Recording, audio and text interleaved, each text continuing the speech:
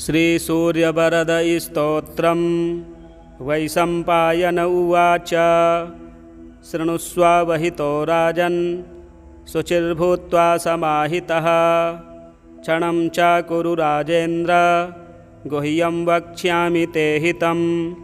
धौम्येन तु यथा प्रोक्तं पार्थाय सुमहात्मने। नाम्नामष्टोत्तरं पुण्यं शतं तच्छृणु भूपते। सूर्यो अर्यमा भगत्वष्टा पूषार्कः सविता रविः। गभस्तिमानजः कालो मृत्युर्धाता प्रभाकरः। पृथिव्या पश्य तेजश्च खं वायुश्च परायणं। सोमो बृहस्पतिः शुक्रो बुधोऽङ्गारक एव च। इन्द्रो विवस्वान् देप्तांशुः शुचिः सौरिः शनैश्चरः। ब्रह्मा विष्णुश्च रुद्रश्च स्कन्दौ वैश्रवणो यमः। वैद्युतो जाठरश्चाग्निरैन्धनस्तेजसां पतिः। धर्मध्वजो वेदकर्ता वेदाङ्गो वेदवाहनः। कृतं त्रेता द्वापरश्च कलिः सर्वामराश्रयः। कलाकाष्ठा मुहूर्ताश्च पक्षामासा ऋतुस्तथा। संवत्सरकरो स्वस्थः कालचक्रो विभावसुः। पुरुषः शाश्वतो योगी व्यक्ताव्यक्तः सनातनः। लोकाध्यक्षः प्रजाध्यक्षो विश्वकर्मा तमोनुदः। वरुणः सागरोऽंशुश्च जीमूतो जीवनोरिह। भूताश्रयो भूतपतिः सर्वलोकनमस्कृतः। स्रष्टा संवर्तको वह्निः सर्वस्यादिरलोलुपः। अनन्तः कपिलो भानुः कामदः सर्वतोमुखः। जयो विशालो वरदः सर्वधातुनिषेचिता। मनः सुपर्णो भूतादिः शीघ्रगः प्राणधारणः। धन्वन्तरिर्धूमकेतु रादिदेवोदितेः सुतः। द्वादशात्मा रविन्दाक्षः पिता माता पितामहः। स्वर्गद्वारं प्रजाद्वारं मोक्षद्वारं त्रिविष्टपं।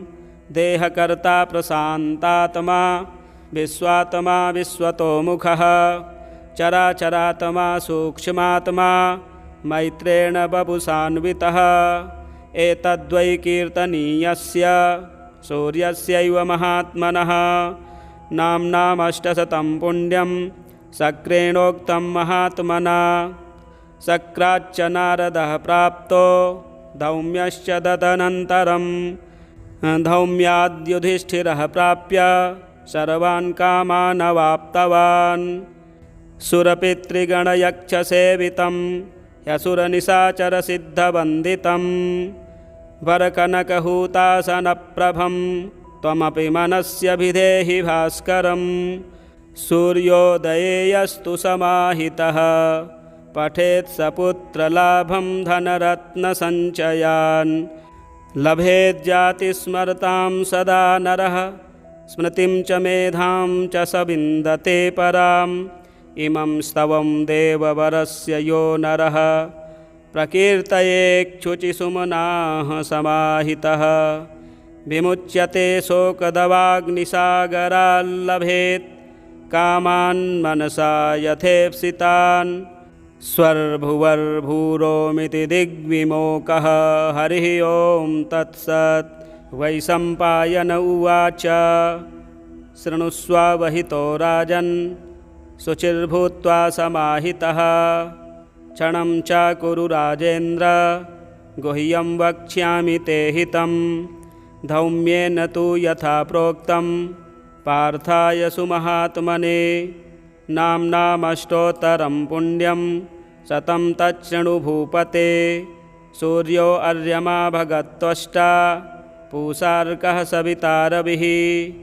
गभस्तिमानजः कालो मृत्युर्धाता प्रभाकरः। पृथिव्या पश्य तेजश्च खं वायुश्च परायणं। सोमो बृहस्पतिः शुक्रो बुधोऽङ्गारक एव च। इन्द्रो विवस्वान् देप्तांशुः शुचिः सौरिः शनैश्चरः। ब्रह्मा विष्णुश्च रुद्रश्च स्कन्दौ वैश्रवणो यमः वैद्युतो जाठरश्चाग्निरैन्धनस्तेजसां पतिः धर्मध्वजो वेदकर्ता वेदाङ्गो वेदवाहनः कृतं त्रेता द्वापरश्च कलिः सर्वामराश्रयः कलाकाष्ठामुहूर्ताश्च पक्षामासा ऋतुस्तथा संवत्सरकरो स्वस्थः कालचक्रो विभावसुः पुरुषः शाश्वतो योगी व्यक्ताव्यक्तः सनातनः लोकाध्यक्षः प्रजाध्यक्षो विश्वकर्मा तमोनुदः वरुणः सागरोऽंशुश्च जीमूतो जीवनोरिहा भूताश्रयो भूतपतिः सर्वलोकनमस्कृतः स्रष्टा संवर्तको वह्निः सर्वस्यादिरलोलुपः अनन्तः कपिलो भानुः कामदः सर्वतोमुखः जयो विशालो वरदः सर्वधातुनिषेचिता मनः सुपर्णो भूतादिः शीघ्रगः प्राणधारणः धन्वन्तरिर्धूमकेतु रादिदेवोदितेः सुतः द्वादशात्मारविन्दाक्षः पिता माता पितामहः स्वर्गद्वारं प्रजाद्वारं मोक्षद्वारं त्रिविष्टपं देहकर्ता प्रशान्तात्मा विश्वात्मा विश्वतोमुखः चराचरात्मा सूक्ष्मात्मा मैत्रेण बपुषान्वितः एतद्वै कीर्तनीयस्य सूर्यस्यैव महात्मनः नाम्नामष्टशतं पुण्यं शक्रेणोक्तं महात्मना शक्राच्च नारदः प्राप्तो धौम्यश्च तदनन्तरं धौम्याद्युधिष्ठिरः प्राप्य सर्वान् कामान् अवाप्तवान् सुरपितृगणयक्षसेवितं ह्यसुरनिशाचरसिद्धवन्दितं वरकनकहूतासनप्रभं त्वमपि मनस्यभिधेहि भास्करं सूर्योदये यस्तु समाहितः पठेत् स पुत्रलाभं धनरत्नसञ्चयान् लभेज्जातिस्मरतां सदा नरः स्मृतिं च मेधां च स विन्दते पराम् इमं स्तवं देववरस्य यो नरः प्रकीर्तयेच्छुचिसुमनाः समाहितः विमुच्यते शोकदवाग्निसागराल्लभेत् कामान् मनसा यथेप्सितान् स्वर्भुवर्भूरोमिति दिग्विमोकः हरिः ओं तत्सत् वैशम्पायन उवाच शृणुष्वावहितो राजन् शुचिर्भूत्वा समाहितः क्षणं च कुरु राजेन्द्र गुह्यं वक्ष्यामि ते हितं धौम्येन तु यथा प्रोक्तं पार्थाय सुमहात्मने नाम्नामष्टोत्तरं पुण्यं शतं तच्छृणु भूपते सूर्यो अर्यमा भगत्वष्टा पूषार्कः सविता रविः गभस्तिमानजः कालो मृत्युर्धाता प्रभाकरः पृथिव्यापश्च तेजश्च खं वायुश्च परायणं सोमो बृहस्पतिः शुक्रो बुधोऽङ्गारक एव च इन्द्रो विवस्वान् देप्तांशुः शुचिः सौरिः शनैश्चरः ब्रह्मा विष्णुश्च रुद्रश्च स्कन्दौ वैश्रवणो यमः वैद्युतो जाठरश्चाग्निरैन्धनस्तेजसां पतिः धर्मध्वजो वेदकर्ता वेदाङ्गो वेदवाहनः कृतं त्रेता द्वापरश्च कलिः सर्वामराश्रयः कलाकाष्ठामुहूर्ताश्च पक्षामासा ऋतुस्तथा संवत्सरकरो स्वस्थः कालचक्रो विभावसुः पुरुषः शाश्वतो योगी व्यक्ताव्यक्तः सनातनः लोकाध्यक्षः प्रजाध्यक्षो विश्वकर्मा तमोनुदः वरुणः सागरोऽंशुश्च जीमूतो जीवनोरिहा भूताश्रयो भूतपतिः सर्वलोकनमस्कृतः स्रष्टा संवर्तको वह्निः सर्वस्यादिरलोलुपः अनन्तः कपिलो भानुः कामदः सर्वतोमुखः जयो विशालो वरदः सर्वधातुनिषेचिता मनः सुपर्णो भूतादिः शीघ्रगः प्राणधारणः धन्वन्तरिर्धूमकेतु रादिदेवोदितेः सुतः द्वादशात्मारविन्दाक्षः पिता माता पितामहः स्वर्गद्वारं प्रजाद्वारं मोक्षद्वारं त्रिविष्टपं देहकर्ता प्रशान्तात्मा विश्वात्मा विश्वतोमुखः चराचरात्मा सूक्ष्मात्मा मैत्रेण वपुषान्वितः एतद्वै कीर्तनीयस्य सूर्यस्यैव महात्मनः नाम्नामष्टशतं पुण्यं शक्रेणोक्तं महात्मना शक्राच्च नारदः प्राप्तो धौम्यश्च तदनन्तरं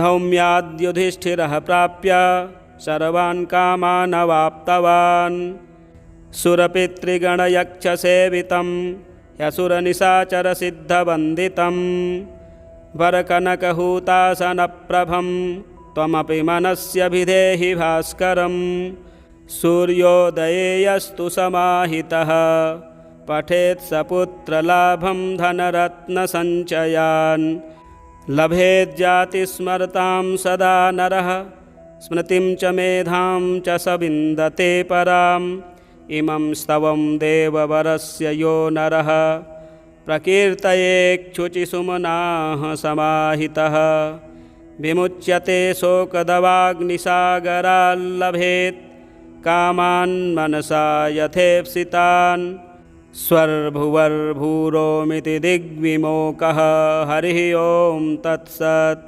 वैशम्पायन उवाच शृणुष्वावहितो राजन् शुचिर्भूत्वा समाहितः क्षणं च कुरु राजेन्द्र गुह्यं वक्ष्यामि ते हितं धौम्येन तु यथा प्रोक्तं पार्थाय सुमहात्मने नाम्नामष्टोत्तरं पुण्यं शतं तच्छृणु भूपते सूर्यो अर्यमा भगत्वष्टा पूषार्कः सवितारविः गभस्तिमानजः कालो मृत्युर्धाता प्रभाकरः पृथिव्या पश्यतेजश्च खं वायुश्च परायणं सोमो बृहस्पतिः शुक्रो बुधोऽङ्गारक एव च इन्द्रो विवस्वान् देप्तांशुः शुचिः सौरिः शनैश्चरः ब्रह्मा विष्णुश्च रुद्रश्च स्कन्दौ वैश्रवणो यमः वैद्युतो जाठरश्चाग्नि रैन्धनस्तेजसां पतिः धर्मध्वजो वेदकर्ता वेदाङ्गो वेदवाहनः कृतं त्रेता द्वापरश्च कलिः सर्वामराश्रयः कलाकाष्ठा मुहूर्ताश्च पक्षामासा ऋतुस्तथा संवत्सरकरो स्वस्थः कालचक्रो विभावसुः पुरुषः शाश्वतो योगी व्यक्ताव्यक्तः सनातनः लोकाध्यक्षः प्रजाध्यक्षो विश्वकर्मा तमोनुदः वरुणः सागरोऽंशुश्च जीमूतो जीवनोरिहा भूताश्रयो भूतपतिः सर्वलोकनमस्कृतः स्रष्टा संवर्तको वह्निः सर्वस्यादिरलोलुपः अनन्तः कपिलो भानुः कामदः सर्वतोमुखः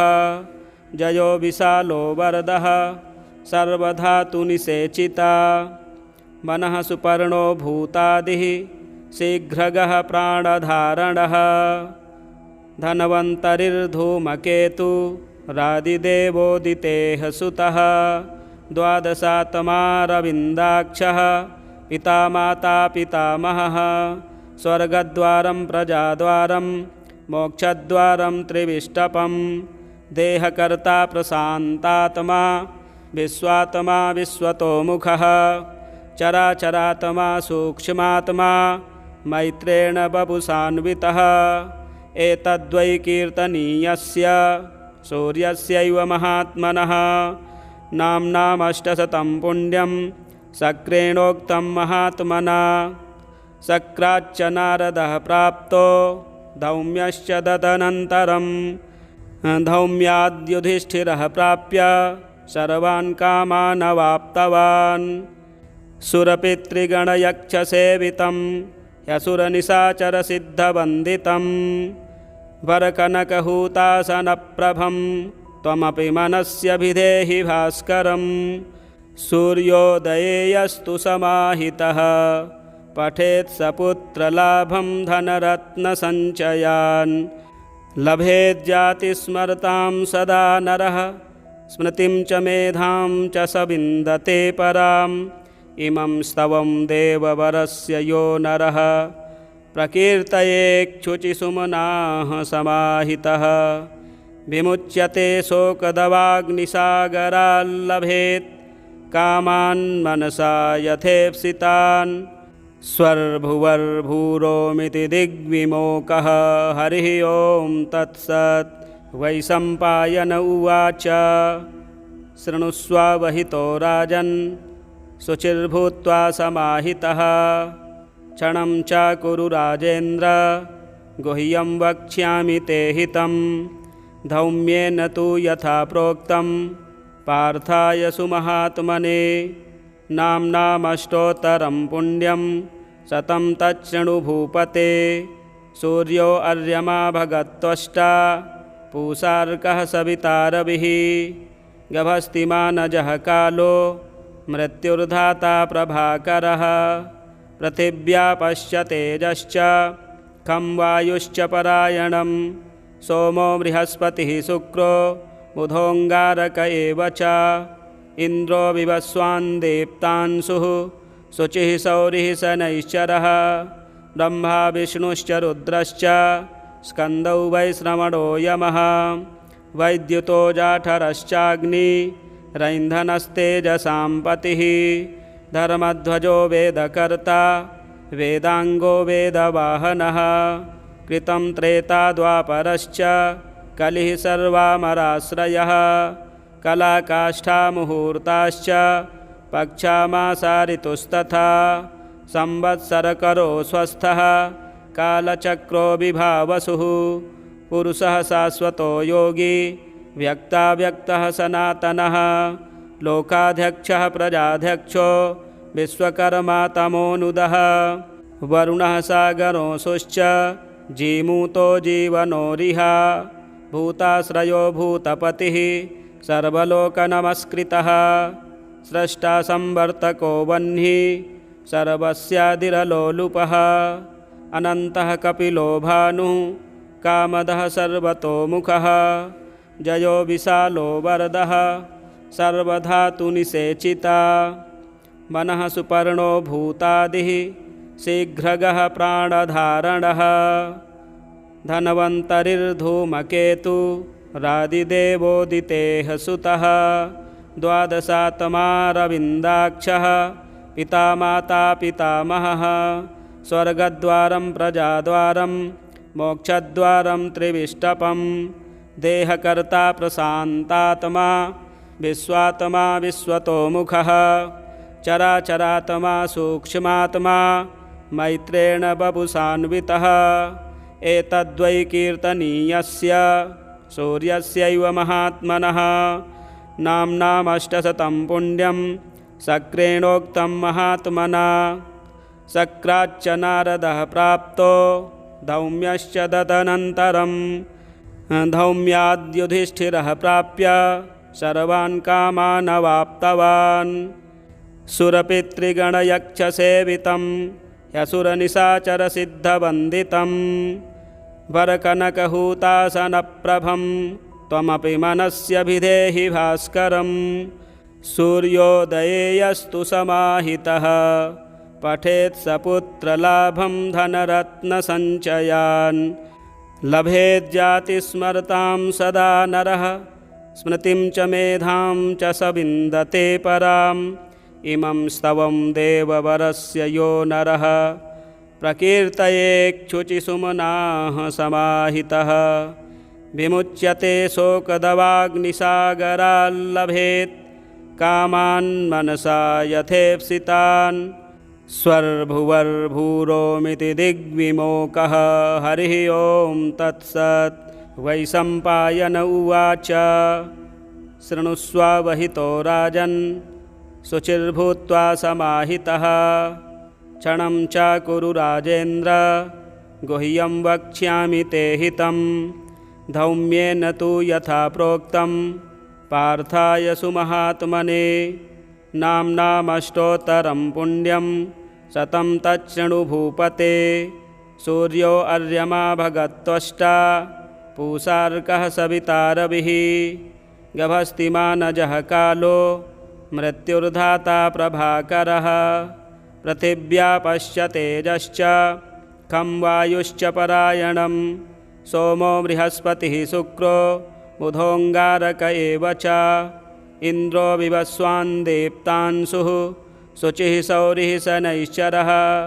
ब्रह्मा विष्णुश्च रुद्रश्च स्कन्दौ वैश्रवणो यमः वैद्युतो जाठरश्चाग्निरैन्धनस्तेजसां पतिः धर्मध्वजो वेदकर्ता वेदाङ्गो वेदवाहनः कृतं त्रेता द्वापरश्च कलिः सर्वामराश्रयः कलाकाष्ठामुहूर्ताश्च पक्षामासा ऋतुस्तथा संवत्सरकरो स्वस्थः कालचक्रो विभावसुः पुरुषः शाश्वतो योगी व्यक्ताव्यक्तः सनातनः लोकाध्यक्षः प्रजाध्यक्षो विश्वकर्मा तमोनुदः वरुणः सागरोऽंशुश्च जीमूतो जीवनोरिह भूताश्रयो भूतपतिः सर्वलोकनमस्कृतः स्रष्टा संवर्तको वह्निः सर्वस्यादिरलोलुपः अनन्तः कपिलो भानुः कामदः सर्वतोमुखः जयो विशालो वरदः सर्वधातुनिषेचिता मनः सुपर्णो भूतादिः शीघ्रगः प्राणधारणः धन्वन्तरिर्धूमकेतु रादिदेवोदितेः सुतः द्वादशात्मारविन्दाक्षः पिता माता पितामहः स्वर्गद्वारं प्रजाद्वारं मोक्षद्वारं त्रिविष्टपं देहकर्ता प्रशान्तात्मा विश्वात्मा विश्वतोमुखः चराचरात्मा सूक्ष्मात्मा मैत्रेण वपुषान्वितः एतद्वै कीर्तनीयस्य सूर्यस्यैव महात्मनः नाम्नामष्टशतं पुण्यं शक्रेणोक्तं महात्मना शक्राच्च नारदः प्राप्तो धौम्यश्च तदनन्तरं धौम्याद्युधिष्ठिरः प्राप्य सर्वान् कामान् अवाप्तवान् सुरपितृगणयक्षसेवितं ह्यसुरनिशाचरसिद्धवन्दितं वरकनकहूतासनप्रभं त्वमपि मनस्य भिधेहि भास्करं सूर्योदये यस्तु समाहितः पठेत् सपुत्रलाभं धनरत्नसञ्चयान् लभेज्जातिस्मरतां सदा नरः स्मृतिं च मेधां च स विन्दते पराम् इमं स्तवं देववरस्य यो नरः प्रकीर्तयेक्षुचिसुमनाः समाहितः विमुच्यते शोकदवाग्निसागराल्लभेत् कामान् मनसा यथेप्सितान् स्वर्भुवर्भूरोमिति दिग्विमोकः हरिः ओं तत्सत् वैशम्पायन उवाच शृणुष्वावहितो राजन् शुचिर्भूत्वा समाहितः क्षणं चाकुरु राजेन्द्र गुह्यं वक्ष्यामि ते हितं धौम्येन तु यथा प्रोक्तं पार्थाय सुमहात्मने नाम्नामष्टोत्तरं पुण्यं शतं तच्छृणु भूपते सूर्यो अर्यमा भगत्वष्टा पूषार्कः सविता रविः गभस्तिमानजः कालो मृत्युर्धाता प्रभाकरः पृथिव्या पश्य तेजश्च खं वायुश्च परायणं सोमो बृहस्पतिः शुक्रो बुधोऽङ्गारक एव च इन्द्रो विवस्वान् देप्तांशुः शुचिः सौरिः शनैश्चरः ब्रह्मा विष्णुश्च रुद्रश्च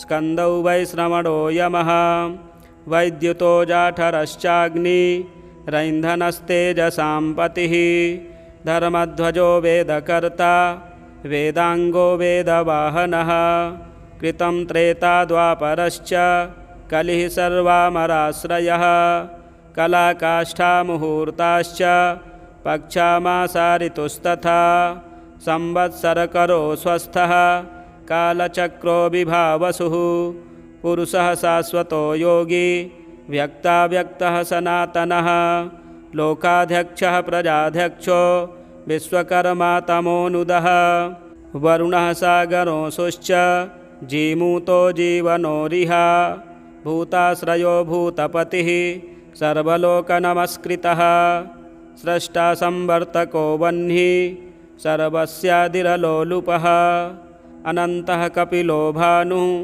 कामदः सर्वतोमुखः जयो विशालो वरदः सर्वधातुनिषेचिता मनः सुपर्णो भूतादिः शीघ्रगः प्राणधारणः धन्वन्तरिर्धूमकेतु रादिदेवोदितेः सुतः द्वादशात्मारविन्दाक्षः पिता माता पितामहः स्वर्गद्वारं प्रजाद्वारं मोक्षद्वारं त्रिविष्टपं देहकर्ता प्रशान्तात्मा विश्वात्मा विश्वतोमुखः चराचरात्मा सूक्ष्मात्मा मैत्रेण वपुषान्वितः एतद्वै कीर्तनीयस्य सूर्यस्यैव महात्मनः नाम्नामष्टशतं पुण्यं शक्रेणोक्तं महात्मना शक्राच्च नारदः प्राप्तो धौम्यश्च तदनन्तरं धौम्याद्युधिष्ठिरः प्राप्य सर्वान् कामान् अवाप्तवान् सुरपितृगणयक्षसेवितं ह्यसुरनिशाचरसिद्धवन्दितं वरकनकहूतासनप्रभं त्वमपि मनस्यभिधेहि भास्करं सूर्योदये यस्तु समाहितः पठेत् स पुत्रलाभं धनरत्नसञ्चयान् लभेज्जातिस्मरतां सदा नरः स्मृतिं च मेधां च स विन्दते पराम् इमं स्तवं देववरस्य यो नरः प्रकीर्तयेच्छुचिसुमनाः समाहितः विमुच्यते शोकदवाग्निसागराल्लभेत् कामान् मनसा यथेप्सितान् स्वर्भुवर्भूरोमिति दिग्विमोकः हरिः ओं तत्सत् वैशम्पायन उवाच शृणुष्वावहितो राजन् शुचिर्भूत्वा समाहितः क्षणं च कुरु राजेन्द्र गुह्यं वक्ष्यामि ते हितं धौम्येन तु यथा प्रोक्तं पार्थाय सुमहात्मने नाम्नामष्टोत्तरं पुण्यं शतं तच्छृणु भूपते सूर्यो अर्यमा भगत्वष्टा पूषार्कः सविता रविः गभस्तिमानजः कालो मृत्युर्धाता प्रभाकरः पृथिव्या पश्च तेजश्च खं वायुश्च परायणं सोमो बृहस्पतिः शुक्रो बुधोऽङ्गारक एव च इन्द्रो विवस्वान् देप्तांशुः शुचिः सौरिः शनैश्चरः ब्रह्मा विष्णुश्च रुद्रश्च स्कन्दौ वैश्रवणो यमः वैद्युतो जाठरश्चाग्निरैन्धनस्तेजसां पतिः धर्मध्वजो वेदकर्ता वेदाङ्गो वेदवाहनः कृतं त्रेता द्वापरश्च कलिः सर्वामराश्रयः कलाकाष्ठामुहूर्ताश्च पक्षामासा ऋतुस्तथा संवत्सरकरो स्वस्थः कालचक्रो विभावसुः पुरुषः शाश्वतो योगी व्यक्ताव्यक्तः सनातनः लोकाध्यक्षः प्रजाध्यक्षो विश्वकर्मा तमोनुदः वरुणः सागरोऽंशुश्च जीमूतो जीवनोरिहा भूताश्रयो भूतपतिः सर्वलोकनमस्कृतः स्रष्टा संवर्तको वह्निः सर्वस्यादिरलोलुपः अनन्तः कपिलो भानुः कामदः सर्वतोमुखः जयो विशालो वरदः सर्वधातुनिषेचिता मनः सुपर्णो भूतादिः शीघ्रगः प्राणधारणः धन्वन्तरिर्धूमकेतु रादिदेवोदितेः सुतः द्वादशात्मारविन्दाक्षः पिता माता पितामहः स्वर्गद्वारं प्रजाद्वारं मोक्षद्वारं त्रिविष्टपं देहकर्ता प्रशान्तात्मा विश्वात्मा विश्वतोमुखः चराचरात्मा सूक्ष्मात्मा मैत्रेण वपुषान्वितः एतद्वै कीर्तनीयस्य सूर्यस्यैव महात्मनः नाम्नामष्टशतं पुण्यं शक्रेणोक्तं महात्मना शक्राच्च नारदः प्राप्तो धौम्यश्च तदनन्तरं धौम्याद्युधिष्ठिरः प्राप्य सर्वान् कामान् अवाप्तवान् सुरपितृगणयक्षसेवितं ह्यसुरनिशाचरसिद्धवन्दितं वरकनकहूतासनप्रभं त्वमपि मनस्य भिधेहि भास्करं सूर्योदये यस्तु समाहितः पठेत् सपुत्रलाभं धनरत्नसञ्चयान् लभेज्जातिस्मरतां सदा नरः स्मृतिं च मेधां च स विन्दते पराम् इमं स्तवं देववरस्य यो नरः प्रकीर्तयेक्षुचिसुमनाः समाहितः विमुच्यते शोकदवाग्निसागराल्लभेत् कामान् मनसा यथेप्सितान् स्वर्भुवर्भूरोमिति दिग्विमोकः हरिः ओं तत्सत् वैशम्पायन उवाच शृणुष्वावहितो राजन् शुचिर्भूत्वा समाहितः क्षणं च कुरु राजेन्द्र गुह्यं वक्ष्यामि ते हितं धौम्येन तु यथा प्रोक्तं पार्थाय सुमहात्मने नाम्नामष्टोत्तरं पुण्यं शतं तच्छृणु भूपते सूर्यो अर्यमा भगत्वष्टा पूषार्कः सविता रविः गभस्तिमानजः कालो मृत्युर्धाता प्रभाकरः पृथिव्या पश्च तेजश्च खं वायुश्च परायणं सोमो बृहस्पतिः शुक्रो बुधोऽङ्गारक एव च इन्द्रो विवस्वान् देप्तांशुः शुचिः सौरिः शनैश्चरः ब्रह्मा विष्णुश्च रुद्रश्च स्कन्दौ वैश्रवणो यमः वैद्युतो जाठरश्चाग्निरैन्धनस्तेजसां पतिः धर्मध्वजो वेदकर्ता वेदाङ्गो वेदवाहनः कृतं त्रेता द्वापरश्च कलिः सर्वामराश्रयः कलाकाष्ठामुहूर्ताश्च पक्षामासा ऋतुस्तथा संवत्सरकरो स्वस्थः कालचक्रो विभावसुः पुरुषः शाश्वतो योगी व्यक्ताव्यक्तः सनातनः लोकाध्यक्षः प्रजाध्यक्षो विश्वकर्मा तमोनुदः वरुणः सागरोऽंशुश्च जीमूतो जीवनोरिहा भूताश्रयो भूतपतिः सर्वलोकनमस्कृतः स्रष्टा संवर्तको वह्निः सर्वस्यादिरलोलुपः अनन्तः कपिलो भानुः कामदः सर्वतोमुखः जयो विशालो वरदः सर्वधातुनिषेचिता मनः सुपर्णो भूतादिः शीघ्रगः प्राणधारणः धन्वन्तरिर्धूमकेतु रादिदेवोदितेः सुतः द्वादशात्मारविन्दाक्षः पिता माता पितामहः स्वर्गद्वारं प्रजाद्वारं मोक्षद्वारं त्रिविष्टपं देहकर्ता प्रशान्तात्मा विश्वात्मा विश्वतोमुखः चराचरात्मा सूक्ष्मात्मा मैत्रेण वपुषान्वितः एतद्वै कीर्तनीयस्य सूर्यस्यैव महात्मनः नाम्नामष्टशतं पुण्यं शक्रेणोक्तं महात्मना शक्राच्च नारदः प्राप्तो धौम्यश्च तदनन्तरं धौम्याद्युधिष्ठिरः प्राप्य सर्वान् कामान् अवाप्तवान्। सुरपितृगणयक्षसेवितं ह्यसुरनिशाचरसिद्धवन्दितं वरकनकहूतासनप्रभं त्वमपि मनस्यभिधेहि भास्करम्। सूर्योदये यस्तु समाहितः पठेत् स पुत्रलाभं धनरत्नसञ्चयान्। लभेज्जातिस्मरतां सदा नरः स्मृतिं च मेधां च स विन्दते पराम्।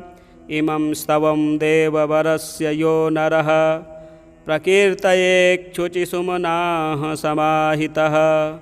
विमुच्यते शोकदवाग्निसागराल्लभेत् कामान् मनसा यथेप्सितान्।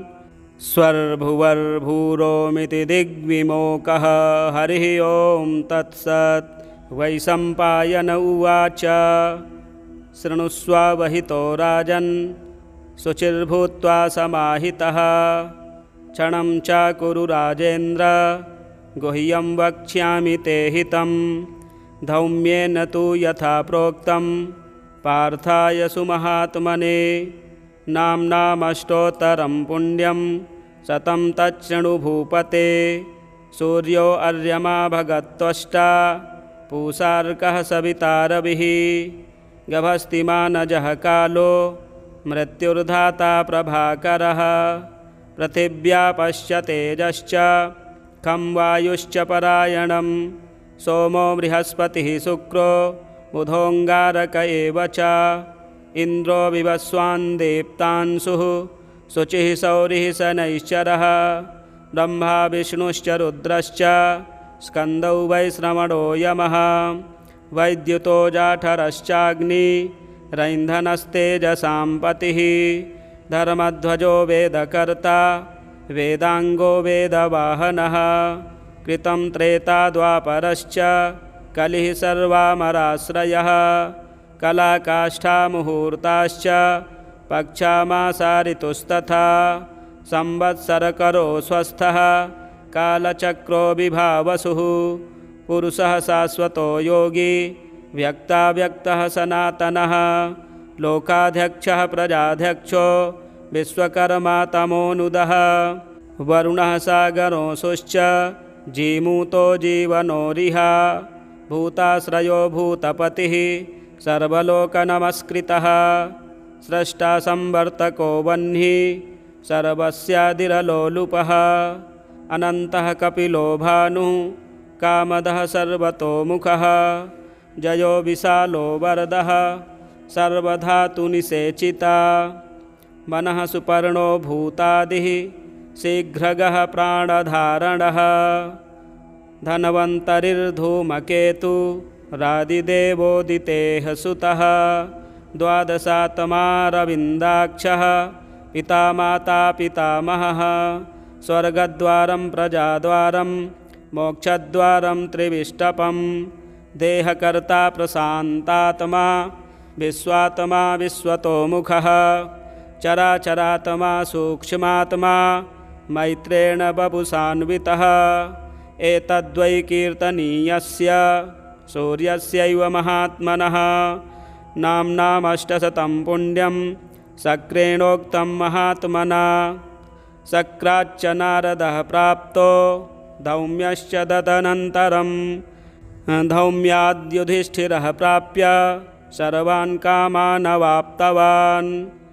सुरपितृगणयक्षसेवितं ह्यसुरनिशाचरसिद्धवन्दितं वरकनकहूतासनप्रभं त्वमपि मनस्यभिधेहि भास्करम्। सूर्योदये यस्तु समाहितः पठेत् स पुत्रलाभं धनरत्नसञ्चयान्। लभेज्जातिस्मरतां सदा नरः स्मृतिं च मेधां च स विन्दते पराम्। इमं स्तवं देववरस्य यो नरः प्रकीर्तयेच्छुचिसुमनाः समाहितः। विमुच्यते शोकदवाग्निसागराल्लभेत् कामान् मनसा यथेप्सितान्। स्वर्भुवर्भूरोमिति दिग्विमोकः हरिः ओं तत्सत्। वैशम्पायन उवाच शृणुष्वावहितो राजन् शुचिर्भूत्वा समाहितः क्षणं च कुरु राजेन्द्र गुह्यं वक्ष्यामि ते हितं धौम्येन तु यथा प्रोक्तं पार्थाय सुमहात्मने नाम्नामष्टोत्तरं पुण्यं शतं तच्छृणु भूपते सूर्यो अर्यमा भगत्वष्टा पूषार्कः सविता रविः गभस्तिमानजः कालो मृत्युर्धाता प्रभाकरः पृथिव्या पश्य तेजश्च खं वायुश्च परायणं सोमो बृहस्पतिः शुक्रो बुधोऽङ्गारक एव च इन्द्रो विवस्वान् देप्तांशुः शुचिः सौरिः शनैश्चरः ब्रह्मा विष्णुश्च रुद्रश्च स्कन्दौ वैश्रवणो यमः वैद्युतो जाठरश्चाग्निरैन्धनस्तेजसां पतिः धर्मध्वजो वेदकर्ता वेदाङ्गो वेदवाहनः कृतं त्रेता द्वापरश्च कलिः सर्वामराश्रयः कलाकाष्ठा मुहूर्ताश्च पक्षामासा ऋतुस्तथा संवत्सरकरो स्वस्थः कालचक्रो विभावसुः पुरुषः शाश्वतो योगी व्यक्ताव्यक्तः सनातनः लोकाध्यक्षः प्रजाध्यक्षो विश्वकर्मा तमोनुदः वरुणः सागरोऽंशुश्च जीमूतो जीवनोरिह भूताश्रयो भूतपतिः सर्वलोकनमस्कृतः स्रष्टा संवर्तको वह्निः सर्वस्यादिरलोलुपः अनन्तः कपिलो भानुः कामदः सर्वतोमुखः जयो विशालो वरदः सर्वधातुनिषेचिता मनः सुपर्णो भूतादिः शीघ्रगः प्राणधारणः धन्वन्तरिर्धूमकेतु रादिदेवोदितेः सुतः द्वादशात्मारविन्दाक्षः पिता माता पितामहः स्वर्गद्वारं प्रजाद्वारं मोक्षद्वारं त्रिविष्टपं देहकर्ता प्रशान्तात्मा विश्वात्मा विश्वतोमुखः चराचरात्मा सूक्ष्मात्मा मैत्रेण वपुषान्वितः एतद्वै कीर्तनीयस्य सूर्यस्यैव महात्मनः नाम्नामष्टशतं पुण्यं शक्रेणोक्तं महात्मना शक्राच्च नारदः प्राप्तो धौम्यश्च तदनन्तरं धौम्याद्युधिष्ठिरः प्राप्य सर्वान् कामान् अवाप्तवान् सुरपितृगणयक्षसेवितं ह्यसुरनिशाचरसिद्धवन्दितं वरकनकहूतासनप्रभं त्वमपि मनस्य भिधेहि भास्करं सूर्योदये यस्तु समाहितः पठेत् सपुत्रलाभं धनरत्नसञ्चयान् लभेज्जातिस्मरतां सदा नरः स्मृतिं च मेधां च स विन्दते पराम् इमं स्तवं देववरस्य यो नरः प्रकीर्तयेक्षुचिसुमनाः समाहितः विमुच्यते शोकदवाग्निसागराल्लभेत् कामान् मनसा यथेप्सितान् स्वर्भुवर्भूरोमिति दिग्विमोकः हरिः ओं तत्सत् श्रीसूर्यनारायण परब्रह्मार्पणमस्तु इति श्रीमहाभारते युधिष्ठिरधौम्यसंवादे आरण्यकपर्वणि श्रीसूर्याष्टोत्तरशतनामस्तोत्रं संपूर्णम्। प्रिय दर्शकों, भगवान सूर्य का यह स्तोत्र बहुत ही प्रभावशाली है। इसके पाठ श्रवण करने से बल बुद्धि तेज की प्राप्ति होती है। और यदि हमारे चैनल में नए हैं तो चैनल को भी सब्सक्राइब कर लें। मिलते हैं एक और वीडियो में। हर हर महादेव।